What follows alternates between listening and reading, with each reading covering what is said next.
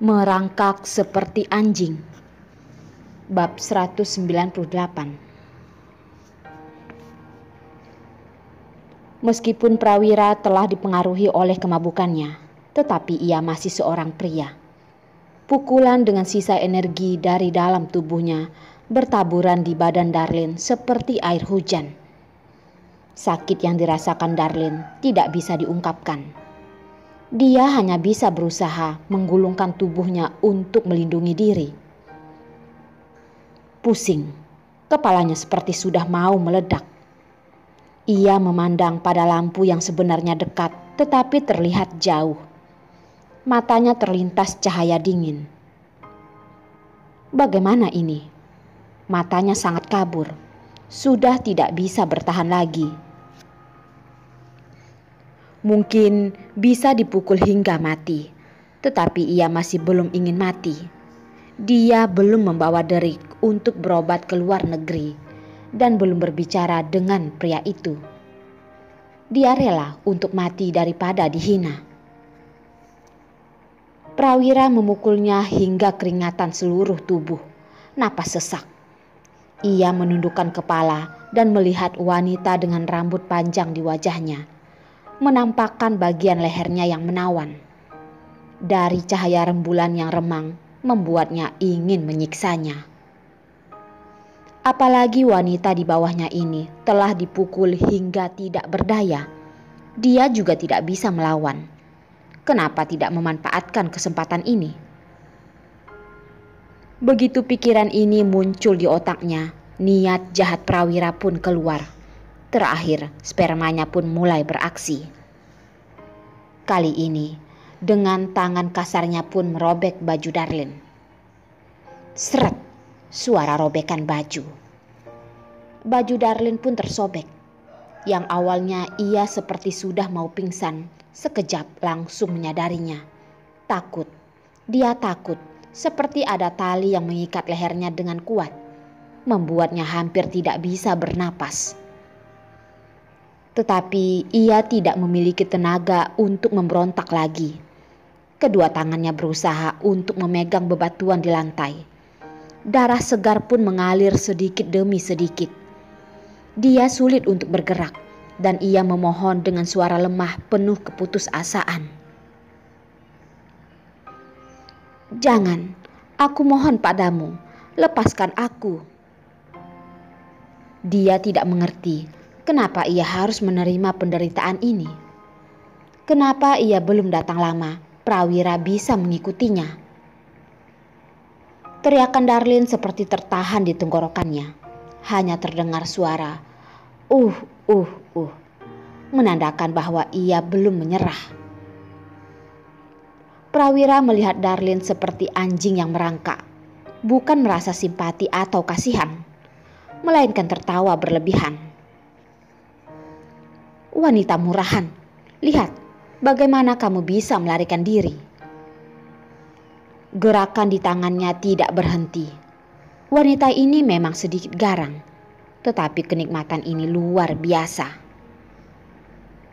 "Jika kamu patuh dari tadi, akan lebih baik. Kamu tidak perlu kena pukul. Sekarang kamu kan tidak bisa kabur. Sini sayangku." Darlin merasa seperti terperangkap dalam lautan dingin. Tangisan terpaksanya pun bergabung dengan bekas darah di bibirnya, masuk ke dalam bebatuan. Pandangannya pelan-pelan mulai gelap.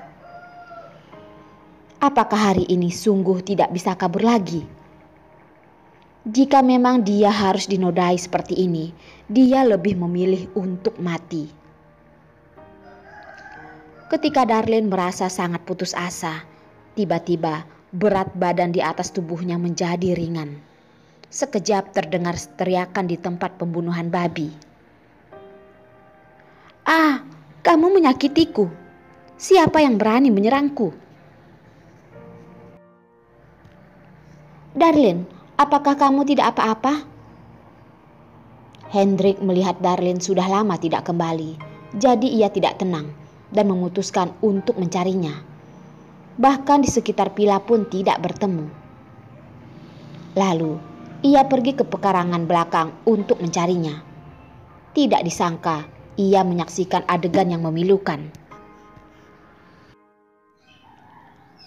Lalu ia pergi ke pekarangan belakang untuk mencarinya. Tidak disangka, dia menyaksikan adegan yang memilukan. Dia melihat bekas luka di punggung Darlene. Hendrik yang biasanya bersifat lemah lembut pun pertama kali ingin membunuh orang. Tidak, jangan sentuh aku. Darlene masih berada dalam ketakutan. Dia terus menciutkan dirinya. Tiba-tiba, pekarangan belakang yang gelap sekejap menjadi terang. 2 baris lampu pun terbuka. Bentuk Darlene yang tragis pun terlihat. Orang di sekitar entah sejak kapan bergerombolan datang melihat. Melihat Prawira hanya memakai celana dalam dan berteriak kesakitan. Lalu melihat bentuk Darlene seperti itu. Siapa yang tidak tahu apa yang sudah terjadi? Astaga, apakah wanita itu tidak apa-apa? Siapa tahu, sepertinya sudah lumayan. Pria itu sungguh kejam, membuatnya terluka hingga seperti itu. Meskipun Hendrik di saat pertama memberikan jaketnya pada Darlene untuk dipakaikan, lalu memeluknya dengan sangat hati-hati agar tidak terlihat orang-orang. Tetapi mereka sudah terlanjur melihatnya. Darlene sekejap sadar siapa pria yang memeluknya itu. Air matanya pun berlinang. Dia hanya bisa bersembunyi dalam pelukan Hendrik dengan gemetaran seluruh tubuh.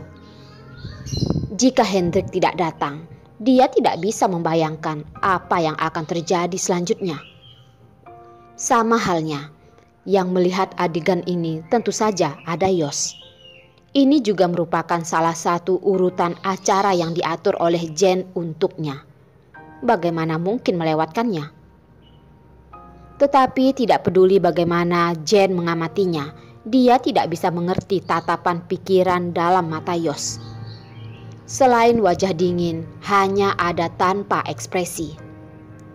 Setidaknya ia tahu bahwa Yos tidak memiliki respon apapun. Yos tidak ada respon. Bagaimana mungkin? Sebenarnya responnya sangat jelas. Emosinya sedang berantem dalam dadanya. Tatapan yang dingin seperti ingin membunuh orang. Hanya saja dia memiliki kemampuan menahan kesabaran yang berbeda dari orang biasa. Jadi ia tidak menunjukkannya langsung. Langit tahu bagaimana perasaan dia saat melihat Darlene seperti boneka kain yang rusak merangkak di lantai. Tidak peduli apakah Darlene telah ternodai atau tidak, Jane berencana untuk menghanyutkannya. Dia pun meluncurkan 2 kalimat perhatian dulu. Darlene, apakah kamu tidak apa-apa? Sebenarnya apa yang terjadi? Kenapa kamu bisa bersama dengan abang sepupuku? Biasanya tidak ada orang biasa yang datang kemari. Di tengah malam seperti ini, seorang pria dan seorang wanita pergi ke taman belakang yang tidak ada orang. Dan pakaian mereka kelihatan tidak rapi. Bagaimana tidak membuat orang bergosip? Apalagi orang yang datang malam ini adalah orang yang memiliki latar belakang.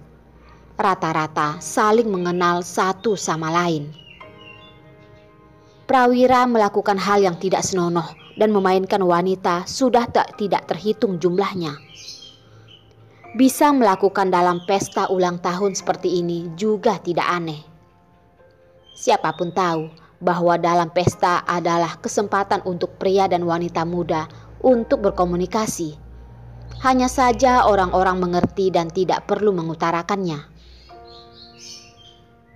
Orang yang melihat keramaian ini ada yang tidak peduli, ada yang senang, ada yang meremehkan, dan ada suara iri yang terdengar dari keramaian. Salah satunya adalah wanita yang telah dari awal menyukai Hendrik, Carmilla. Jane, apakah kamu perlu mengatakannya lagi? Bukankah hal ini sudah jelas? Wanita itu sengaja menggoda abang sepupumu untuk kemari. Wanita murahan sepertinya sudah banyak kutemui. Carmilla, kamu jangan berkata begitu. Aku tahu Darlene bukan orang seperti itu. Jane pun memulai perannya sebagai ibunda suci dan bergegas untuk memberikan pembelaan untuk Darlene. Dalam hal ini pasti ada kesalahpahaman, iya kan Darlene? Prawira yang telah ditendang itu pun sudah mulai membaik. Ia melihat begitu banyak orang yang mengamati mereka dan mendengar pembelaan Jane atas Darlene. Dia pun dengan kesal berteriak di depan keramaian. Jane, kamu sebenarnya adik sepupu siapa? Beraninya kamu membela wanita murahan ini. Jika bukan karena dia sengaja menggodaku, bagaimana mungkin aku bisa datang kemari?